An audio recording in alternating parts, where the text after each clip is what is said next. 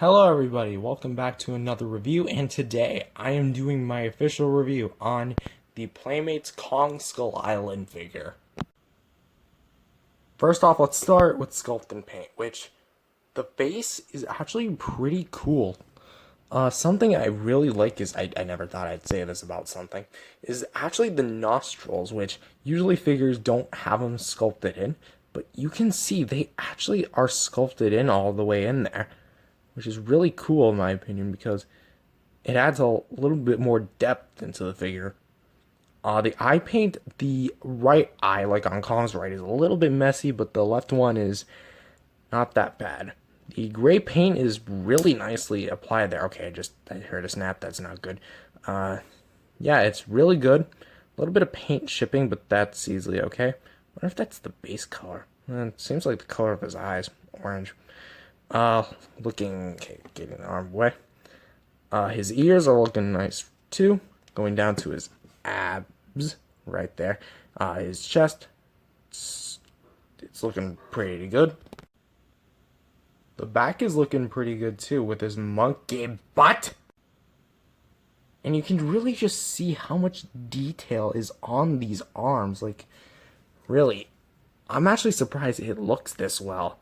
Even if it does use the lantern mold, which I'm not sure if it actually does, but if it does, shame on you, Playmates. Now, Sculpting Paint is pretty good, but something I need to mention is the build quality, because you have this part of the body, feels like it's made of plastic.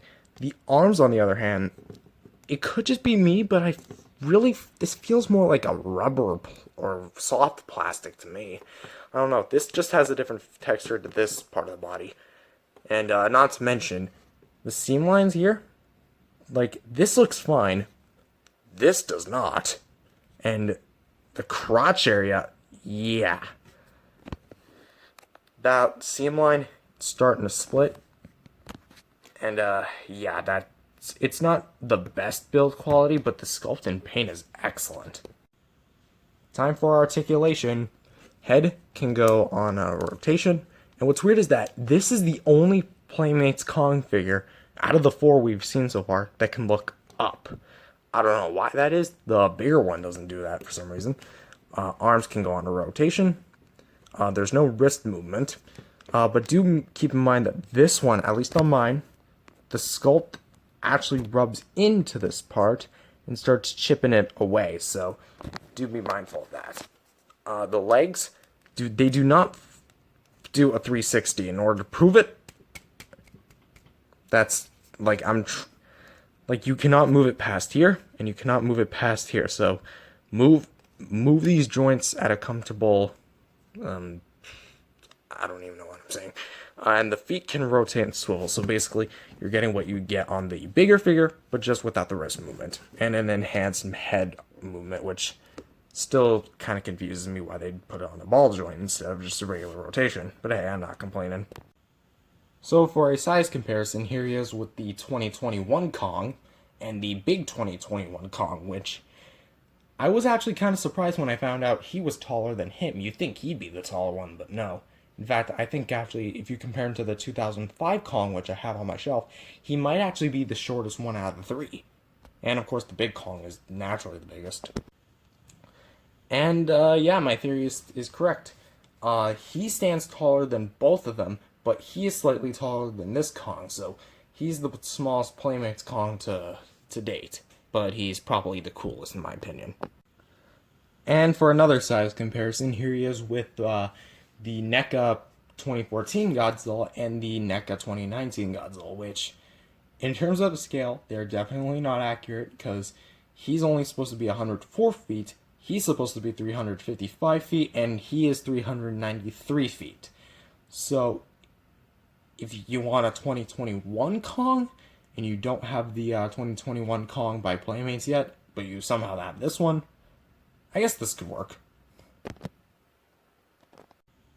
And for the size comparison you guys have probably been waiting for, is the big Kong, which, I will say that in terms of overall sculpt and paint, they're pretty much the exact same. The only difference being is he has wrist articulation, he doesn't, and both of them have different face sculpts, but he has open mouth, he has closed mouth, and he can only rotate his head while he has a ball joint for his head.